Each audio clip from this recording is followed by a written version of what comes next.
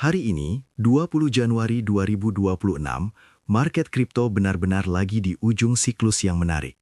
Beberapa hari terakhir, pergerakan harga masih didominasi sentimen makro, dan tekanan dari data ekonomi global makin terasa tebal. Dari Fear and Greed Index sampai rangkaian indikator jaringan, semua lagi di zona penentuan. Sinyal-sinyal siklus masih netral, tapi volatilitas bisa saja meledak sewaktu-waktu. Jadi, jangan sampai lepas fokus karena peluang dan risikonya benar-benar tipis-tipis. Kita lanjut ke update lengkapnya. Seperti biasa, semua pembahasan di video ini murni bersifat edukasi, bukan saran keuangan, beli, atau jual.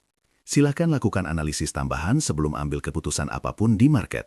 Jadwal ekonomi global minggu ini lumayan padat dan penuh potensi guncangan buat kripto.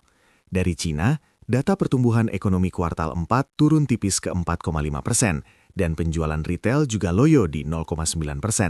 Sementara Kanada dan Inggris bakal rilis data inflasi dan pengangguran. Dari Amerika, yang paling banyak tunggu adalah keputusan suku bunga Federal Reserve tanggal 29 Januari, apalagi setelah sinyal Fed untuk paus kenaikan suku bunga. Kalau data-data ini meleset dari prediksi, pergerakan Bitcoin dan altcoin bisa langsung berubah arah dalam hitungan jam. Update makro pertama yang wajib disorot.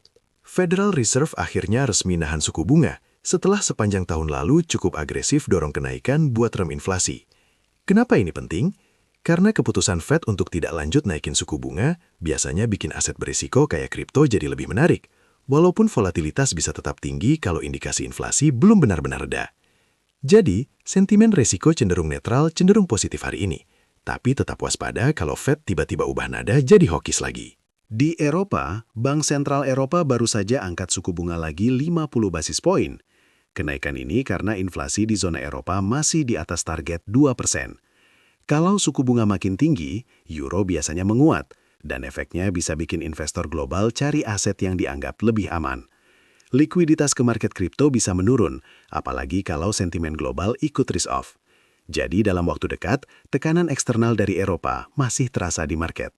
Faktor ketiga datang dari Amerika lagi. Data tenaga kerja terbaru nunjukin tingkat pengangguran tetap di 3,7%. Angka ini stabil, artinya ekonomi Amerika belum benar-benar melambat. Karena pasar tenaga kerja masih kuat, potensi konsumsi household juga tetap ada.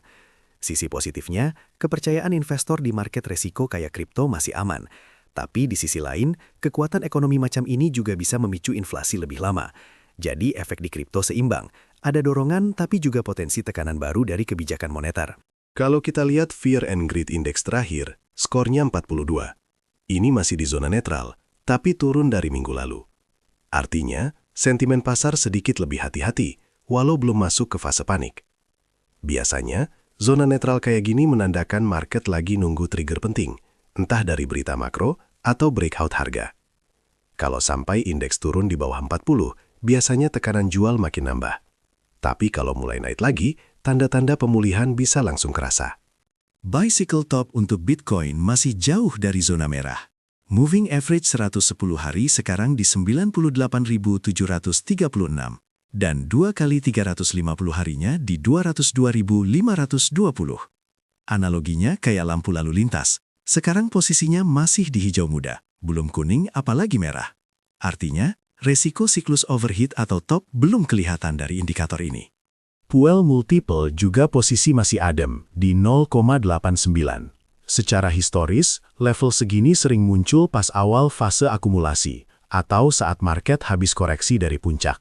Jadi, tekanan jual dari para miner masih sangat rendah dan indikator ini belum kasih warning soal potensi perlambatan besar. Dari sekitar 30 indikator siklus utama, belum ada satupun yang aktifkan sinyal escape.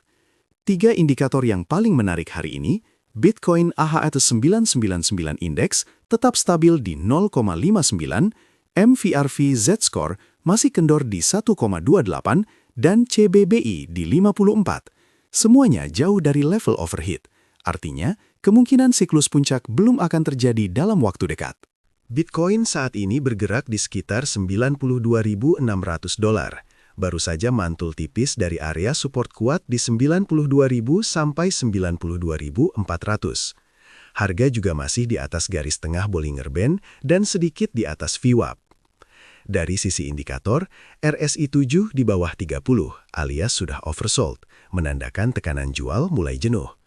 Area reaksi penting tetap di zona 93.000 dan 94.300 sebagai target kenaikan berikutnya. Skenario utama, kalau support 92.000 bertahan dan ada dorongan volume, peluang lanjut naik ke arah 96.978 makin besar.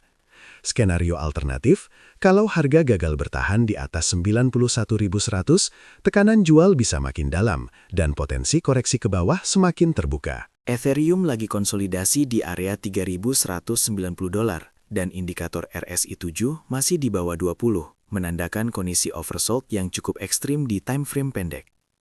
Harga juga sudah menembus ke atas Bollinger Band tengah di 3.191. Support krusial berada di 3.185, sangat dekat dengan level entry. Skenario utama, jika harga mampu jaga posisi di atas 3.190 dan volume bertahan, kenaikan berlanjut dengan target ke 3.273 dan 3.345. Skenario alternatif, tekanan jual kembali muncul dan menekan harga di bawah 3.135, maka resiko koreksi dalam masih harus diwaspadai. BNB bergerak di area $924, lebih dekat ke Bollinger Band tengah harian dan sedikit di atas VWAP. Setelah tekanan turun beberapa hari, RSI 7 di time frame 4 jam mulai recovery dari oversold, memberi indikasi potensi pembalikan. Area support kritis di 910, sekaligus jadi level penentu validitas setup. Skenario utama, BNB melanjutkan technical rebound menuju 940 dan 950. Skenario alternatif, jika gagal bertahan di atas 910, koreksi lanjutan bisa saja membawa harga ke bawah 900 kembali. Solana sekarang diperdagangkan di $133, berada di dekat area lower band tiap harinya.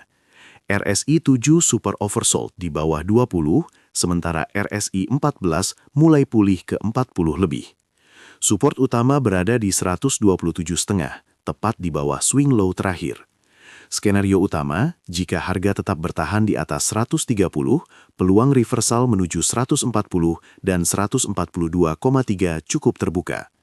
Skenario alternatif, jika tekanan turun kembali mendominasi dan support 127,5 terjebol, potensi penurunan berikutnya masih ada.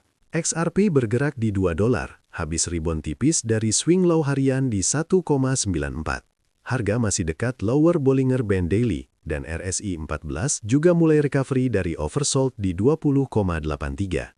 Skenario utama kalau harga XRP mampat di atas $2, potensi lanjut naik ke 2039, 2071, hingga 2,1 masih kuat secara struktur. Tapi kalau gagal mempertahankan swing low di 1,94, tekanan turun bisa kembali muncul, dan area $2 akan diuji ulang. Dogecoin masih bergerak tipis di 0,1289, berada tepat di area lower Bollinger Band pada time frame 4 jam. RSI 14 cukup rendah di 26, menandakan market mulai jenuh jual. Area support kuat di 0,12577, jadi jika level ini bertahan, potensi rebound dengan target ke 0,13508 hingga 0,14006 masih sangat terbuka. Untuk skenario alternatif, jika harga melemah dan support jebol, penurunan bisa makin dalam sebelum ada reaksi balik.